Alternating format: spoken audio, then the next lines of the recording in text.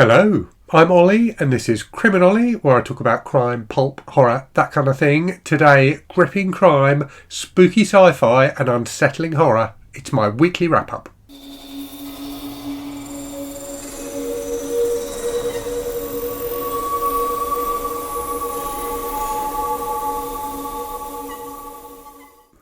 So before I get into the meat of the video, I just wanted to pause for a sec and reflect on the fact that the channel hit 40,000 subscribers this week, which is an insane number. It's probably 400 times as many subscribers as I ever thought I would get when I started the channel.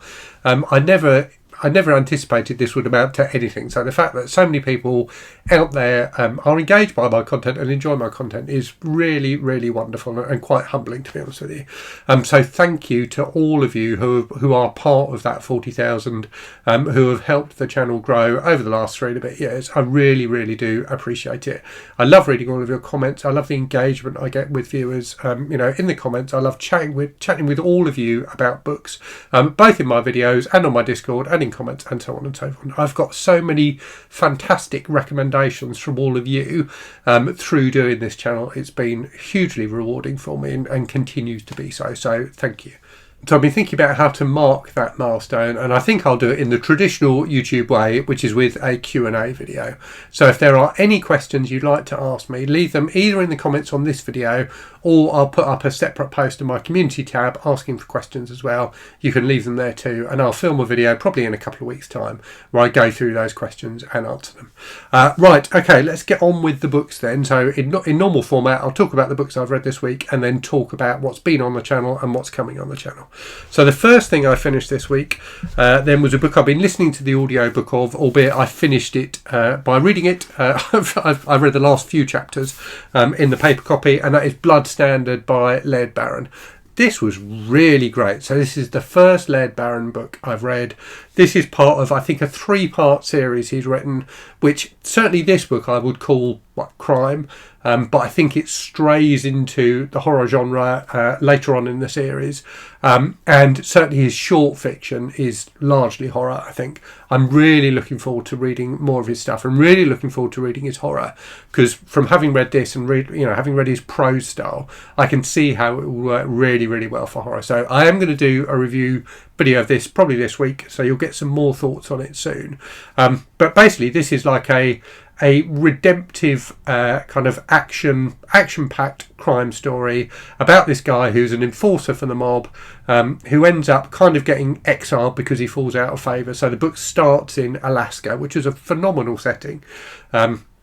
He ends up getting exiled to upstate New York in a kind of rural area, and investigates the disappearance of a local girl. So it's a mystery novel. It's got loads of action in it. He's a big kind of bruising guy. So there's a lot of action. There's a lot of kind of mystery. There's a lot of darkness in this book as well. And overall, I just thought it was really, really well done. I enjoyed it enormously. So we'll definitely be reading some more Laird Barron. After that, then, the next thing I read, I fancied something a little bit lighter, and I read the first volume of the Rumpole of the Bailey stories by John Mortimer. So if you live in the UK and you're of a certain age, i.e. kind of my age or maybe a little bit younger, you'll probably remember the Rumpole of the Bailey TV series, which was very popular in the 80s. So it's based on this series of books by John Mortimer about this guy Rumpole, who's a barrister. So it's like a defence attorney if you're in the States. And it's a series, so the books are like short stories about different cases Rumpole has been involved in. They are quite humorous, very humorous at times. There's always kind of a bit of humour running through them, but there is a seriousness to them as well. And they do present, I think, quite an interesting examination of the British legal system and British society as a whole. In particular, in this first volume, there was a story about a rape case. And I went into that story thinking, crikey, how is he going to handle this? I was worried that it was going to be handled as you might expect for a story of that time. And I think this collection came out in the late 70s. I was worried it would be troublesome to a modern reader, but actually, by and large, I thought he handled it really, really well. So yeah, there's definitely more depth to these stories than you might expect from the description. But yeah, they are also very funny at times. They've got some great characters. Ron Paul himself is a fantastic character. His wife is a great character as well. She's known as She Who Must Be Obeyed in the books and in the TV series as well. But like the other barristers he works with and things like that were all fun to read. So an enjoyable collection of short stories. I've got a load more of them. I've got 2 omnibuses of these collections, so I will probably read more at some point. After that then, I read a Doctor Who book for novelisation and tie-in timber, which is a reading event being run by Andrew from the channel It Came From The Page. So I read Wild Blue Yonder by Mark Morris. So this is based on a fairly recent Doctor Who episode, one that I think takes place in the timeline just before the latest Doctor started, so where David Tennant made a brief return as the Doctor. This was an episode I remember being really, really good, and this adaptation of it was really good as well. I think there's a skill you have to have as someone who is, writing novelisations, which is kind of to get out of the way a bit, to let the story tell itself without inserting too much of yourself as an author, without inserting too much of your own style into the book. You need to, I think for novelisations, that the narrator and the author kind of needs to be a bit invisible.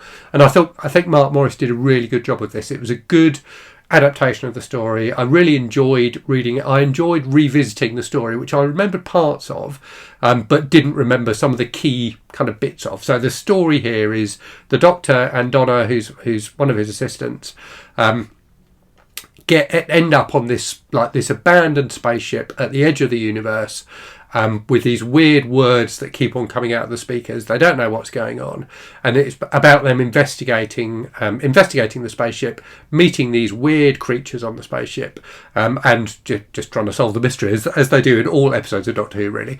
But it's got a great kind of race against time element. The monsters in this story are really, really creepy, and I thought that was a thing that Mark Morris really brought to this. Was there's a scene about halfway through which I remembered from the episode as being kind of largely played for laughs, really, but in this adaptation it's really, really creepy and works fantastically well. The other reason I thought this worked well was I personally find Catherine Tate, who's the actress who played Donna, a little bit annoying. She's just generally annoying, and to be fair, she's supposed to be annoying. Donna is supposed to be a bit annoying, but I just find Catherine Tate generally a bit annoying. So because this was because you don't actually get Catherine Tate in this, you just get Donna, I thought it worked really, really well. Donna is an interesting character, and to be fair to Catherine Tate, she plays her well. But yeah, I just find Catherine Tate herself a bit annoying, and clearly she wasn't actually in the book. So yeah, very much enjoyed that. After that then, I read a book which I've had for a while, by an author I'd never heard of. So this was sent to me by the publisher a while ago with another book, I think, by the same author. An author who has completely passed me by, perhaps because whilst he wrote at a time when I was, reading a lot of horror in kind of the 80s and 90s, he died very young, sadly. And actually, I think his books came out, I said 80s and 90s there. I think it's more 90s and early 2000s. He only wrote a few books. I think he wrote 2 novels and some short story collections, and this, which is like a novella. And I hadn't heard of him before being sent these books. But when I've showed them in videos, a few people, including, funnily enough, Mark Morris, have said his books are fantastic. You should definitely read them. So I picked this one up. So this is The Witnesses Are Gone by Joel Lane. This was a really, really interesting and unsettling book. It's quite a difficult book to review, because there is a lot that is fantastic about this book, but there are some things that I think would turn some readers off in terms of the way the kind of narrative is laid out. But I really, really enjoyed it, and I think it's definitely a book that's going to stick with me. I will probably do a full review video of this book because I've got quite a lot to say about it. But basically, it's a cursed movie story, which is one of my favourite kinds of horror, about this guy who he's moved house, and when he's sorting out some of the stuff that the previous inhabitants of the house have left behind, he finds this box which has got 4 old VHS cassettes in it, and one of them has a movie directed by this obscure French director called Jean Ryan, who he's kind of, the guy remembers kind of vaguely having heard of this guy, and he becomes obsessed with this film and obsessed with the director and tries to track down more information about him.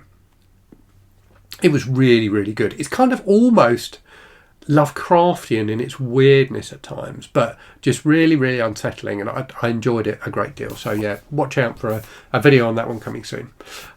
So currently reading this book, Apartment 16 by Adam Neville, which is really, really good. So I'm about a third of the way through. I think this is our pick for the CriminOlly book club this month, which I run for my patrons and channel members. A really good, I wouldn't call it a haunted house story, although it's got elements of that in it. It's more like a cursed place story. So about this tower block in London, where there's weird stuff going on. There's two central characters, one of whom is a security guard at this apartment building, and the other of whom is an American woman who's come over to the UK because her I think great aunt who's passed away lived in the building, and it's about her trying to figure out who her great aunt was, and there's a lot that was weird about her great aunt, but also about this security guard encountering increasingly weird stuff in the building, including Apartment 16, which is this strange vacant apartment. So enjoying this very, very much so far. Adam Neville definitely becoming one of my favourite British horror writers at the moment. In fact, one of my favourite horror writers. I've been enjoying his stuff very much this year that I've read. So that's what I have read this week, and what I am reading in terms of channel stuff. Then, so in the last week, you've had a video about some Sweet Valley High books, which, funnily enough, all my crime and horror loving viewers haven't particularly leapt on to watch, but it does talk about crime and horror because the books that I talked about have a strong mystery element running through them and are about werewolves, so there is a bit of a horror element as well. So if you haven't watched those and you like the sound of that, do check that video out. I really, really enjoyed these Sweet Valley High books. I've also did a video talking about 10 crime series I want to read soon or get back to soon. I did a video talking about 5 great authors who I've not talked much about on the channel, and I did a review video for an e-ink note-taking device I got sent by a company called Penstar, so I've got a review of that up as well. In the week ahead then, I've got another e-ink video, so I've got an unboxing and first impressions video for an e-ink smartphone that I got sent by a company called Bigme.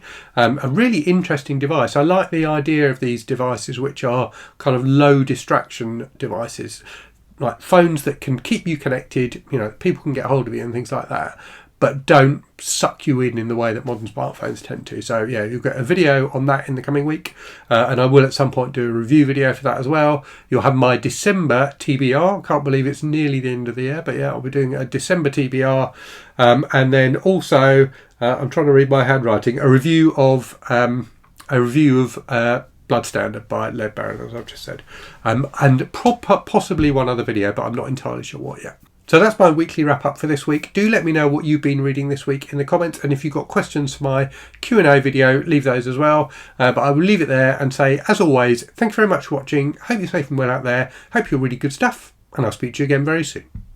Cheerio.